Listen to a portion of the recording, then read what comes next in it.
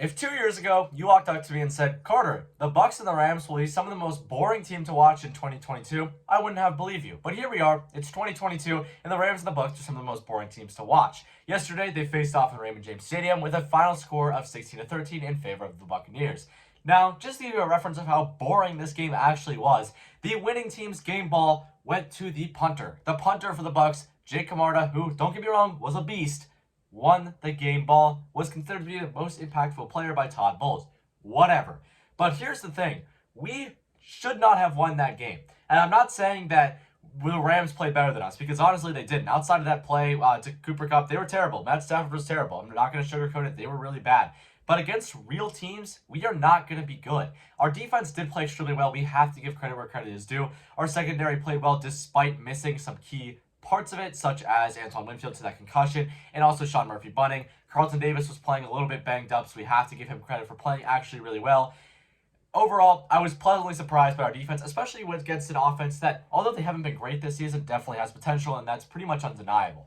Also, we did have a monsters game on the defensive line. Vita Vea specifically played extremely well, and this is one of his better games as a pro that I can remember. I was shocked at how well he played, and not to say that he's not a great player, because he is, but this was a fantastic game, and he was extremely impactful down the stretch. So also, yeah, our linebackers were tackling well. We have to take advantage of those kind of things. Like, if we're going to be, we've struggled tackling this whole season, but Devin White and Levante David did play really good games, and that is definitely a helpful thing, especially as we've struggled with that this entire season. So definitely on defense, I've been pretty surprised at how well we've played, and that has helped us a ton. And really, without a defense locking up, we're not winning this game, quite obviously, because we won by 3 and we scored 16 points. On offense, let's talk about the offense for a minute. Tom, he didn't play particularly badly, but I think the play calling was not helping him out. He did miss a couple of throws here and there, but really the receivers didn't have their best game catching the ball, and I think that game was particularly can be put on the bad play calling. Bowles and Leftwich have been a horrible transition. Our offensive line's playing well. Really, the only things we lost were a couple offensive linemen and tight ends over the offseason, but there's no reason our offense to be playing this badly. We get in the red zone, and I'm like, wow, that's 3 points. It's either 3 points or we turn it over. We don't turn the ball over often, but we don't score touchdowns often either.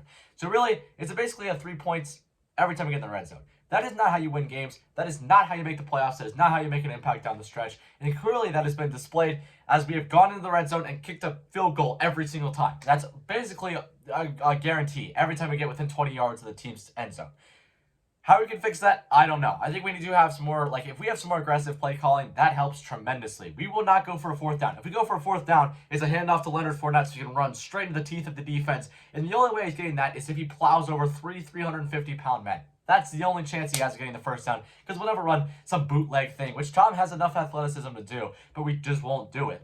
We have plenty of opportunities. We have a 6'5" receiver who's a freak of nature with tremendous hands, but it's like we don't want to give him the ball. I don't know why. He's not getting the targets he deserves. Chris Godwin's not having his best year. I feel like he's being targeted enough. He's just not making the plays he used to be able to make prior to that ACL injury. Say what you will about him.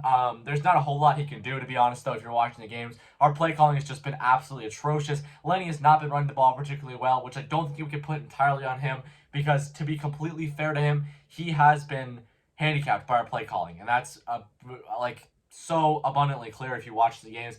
And it's very predictable. I, as a 17-year-old kid with no employment in the NFL, can still tell, oh, this is a down where we are going to hand it off to Lenny. A very clear and obvious handoff where it's easy for the defense to read. Now, if I can do it, probably the defensive coordinator that's been doing this for 30 years can do it. So clearly, that's a problem. And I do think that's going to correct itself. It has fixed itself somewhat. Our play calling has gotten a little bit better. We've kind of eased up on those first down runs that we're not doing anything. We've done that less, I've noticed, since, that press conference where Bowles got basically called out for that.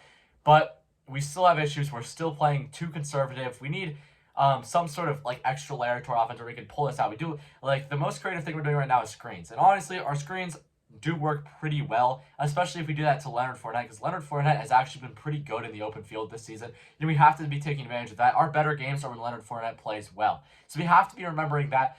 But yesterday, our screens were not effective. We were missing Russell Gage, which doesn't help because he is pretty effective in those kind of passing situations, but he's not going to save us. Julio is playing okay. We're not really getting him the ball a lot. That's kind of what I expected, but I have not been impressed, obviously, with our offense at all. Tom it's nice to know. I mean, obviously the divorce is horrible and you don't wish it on anybody. But it's nice to know it's behind him, and hopefully he can mentally move forward from that.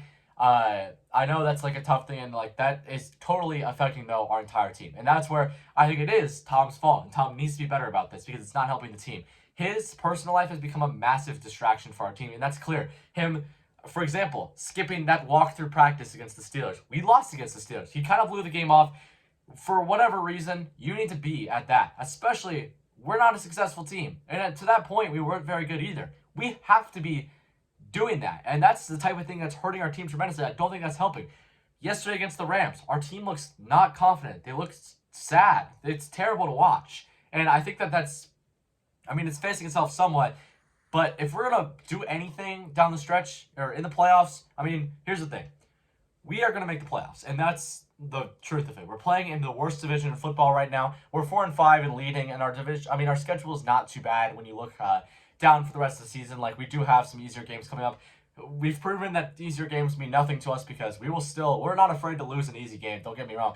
But like, we definitely can win some of these games, maybe get into that winning record territory and make the playoffs. Obviously, we're going to get stomped in the playoffs, but you know, anything could happen. It's Tom Brady. I think we take yesterday, we say, hey, that's a win. We need that badly. Obviously, wins have been tough to come by this season. That puts us in first place again. Let's take that. Let's move into the next week, but let's figure out our offense. Our defense, I applaud them. We should be getting Winfield back next week. I'm not sure about the status right now of Murphy Bunting, but we should be getting Winfield back. That's going to help a lot. He's definitely better than Mike Edwards.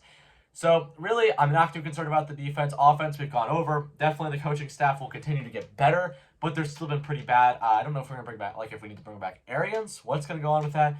But whatever it is, something needs to happen. Something needs to change, or else this season's going to be a total waste. And basically, Tom Brady abandoned his family for nothing. As always, make sure that you guys subscribe to the channel. Let's hit 300 subscribers by week 11. Let's see if we can do that. Yeah, thanks for watching, guys. Let me know your thoughts in the comments. I should be responding to you guys' comments about this because I am really curious to see what you guys think. Like the video, enjoy, and I'll see you guys later.